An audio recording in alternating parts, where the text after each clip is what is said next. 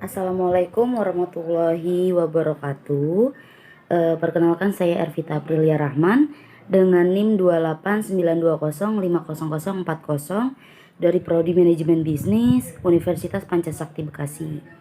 Di sini saya akan menyampaikan sebuah pemahaman saya, ringkasan dari pemahaman saya pribadi dengan dosen pengampu saya Bapak Darmawan, mata pelajaran aspek hukum bisnis.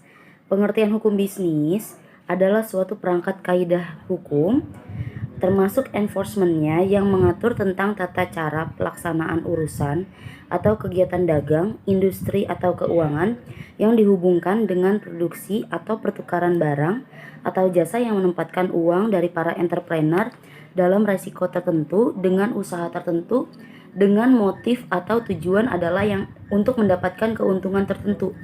Jadi tujuannya kalau bisnis kita udah pasti ya, carinya keuntungan, carinya profit, carinya pasti laba. Hukum bisnis juga bisa diartikan sebagai hukum dagang atau hukum perusahaan, tetapi dengan pengertian sangat sempit.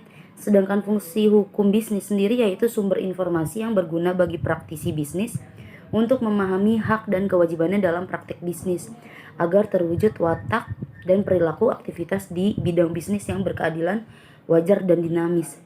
Jadi di sini tuh hukum bisnis tuh bagaimana sih cara bisnis yang baik tuh gitu loh. Gimana sih agar bisnis tuh tidak merugikan satu sama lain, membawa keuntungan bagi satu sama lain, bukan di pihak tertentu saja atau hanya di berpihak oleh satu pihak saja. Itu pengertian hukum bisnis ya teman-teman. Lalu aku juga di sini mau membawakan tentang ruang lingkup hukum bisnis. Terdapat beberapa pendapat dari beberapa ahli mengenai ruang lingkup.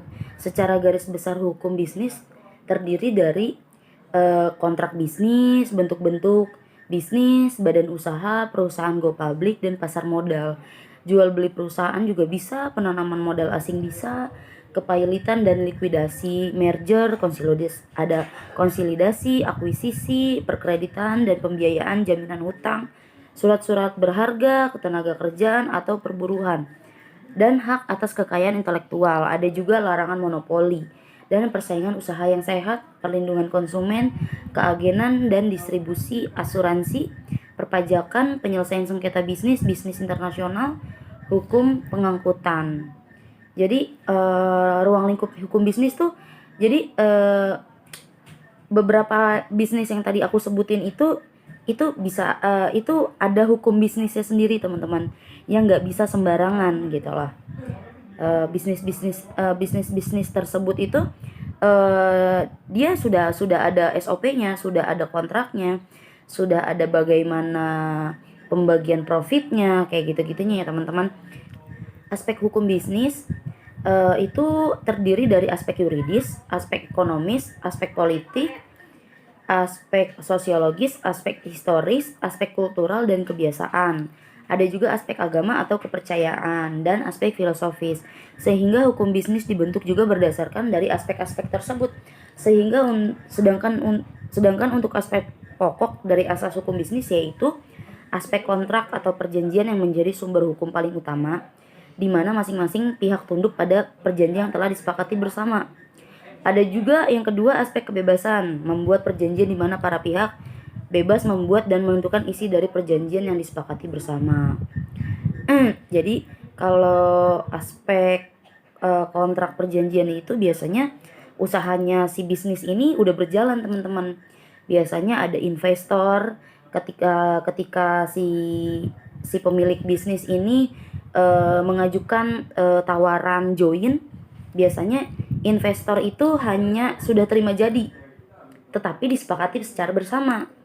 Tapi kalau aspek kebebasan membuat perjanjian di mana para pihak bebas membuat dan menentukan isi dari perjanjian yang disepakati bersama, biasanya ini terjadi pada bisnis-bisnis yang baru merintis, bisnis-bisnis yang baru ingin dimunculkan, kayak gitu ya teman-teman.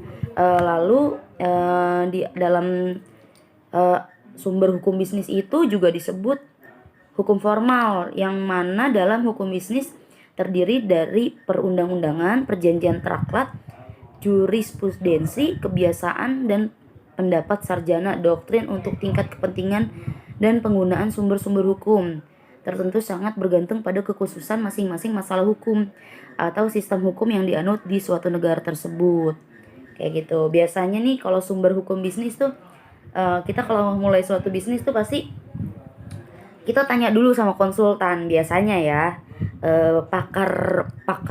pakar hukum atau seseorang ahli dalam bidang tersebut gitu. Oke, sekian aja dari Vita. Kurang lebihnya mohon maaf apabila ada kekurangan. Teman-teman boleh cari di referensi yang lain yang lebih luas penjelasannya. Gitu aja ya teman-teman. Wassalamualaikum warahmatullahi wabarakatuh.